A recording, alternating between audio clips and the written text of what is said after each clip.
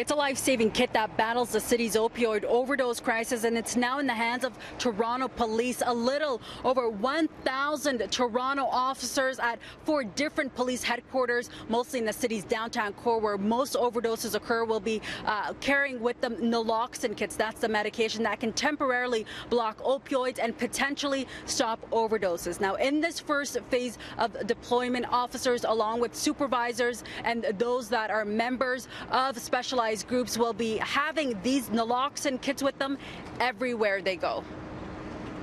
This day I've received this, so I plan on keeping it on my bike. There's on the bike bag, there's a pocket. I'll just pop that in the top of the pocket. When you open the kit, you're going to see 2 nasal applicators. Each applicator has 4 milligrams of naloxone in each, and that's what the officers are going to use if they so need it. Will all the officers be carrying this kit? Not all the officers originally. What we're going to be doing is just targeting a certain group of officers that are most likely to come in contact with people that may be suffering from the overdose. Inspector Paul McIntyre tells CityNews overdose calls in the city have increased over the years. Just recently, from 903 in 2017 to 1,024 this year already. Do you expect this kit might reduce overdose deaths in our city? Certainly. Right now naloxone is being used widespread. A few months ago, City News told you the SIU, the provincial police watchdog, launched several investigations in different cases where Peel Regional police officers administered naloxone kits on people who later died. The SIU tells City News it invokes mandates in all deaths and serious injuries involving police. Inspector McIntyre says he understands the role of the SIU, but says either way, this won't prevent his officers from doing their jobs and using the kit to do as their training says, save lives.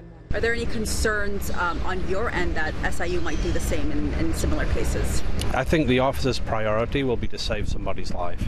I think the SIU possibly invoking their mandate is not going to be on the forefront of their mind. Back in April, the Liberal government introduced new regulation that would exempt police officers from being investigated when they are administering life-saving agents like naloxone.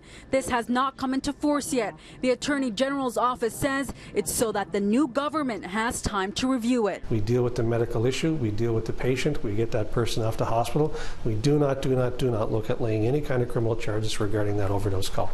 Down the line, what's the hope with this program? I guess the hope is down the line that all of our members start carrying naloxone.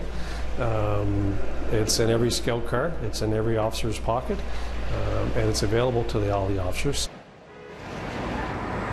And at the end of the year, Inspector McIntyre says Toronto Police will be reviewing this program. They'll look at what worked, what didn't, and what changes need to be made, if any. And down the line, this program could potentially be expanded so that all police officers in the city are carrying these naloxone kits. In addition to that, he says they will report to the Toronto Police Services Board at the end of the year and let them know how many times these kits are used.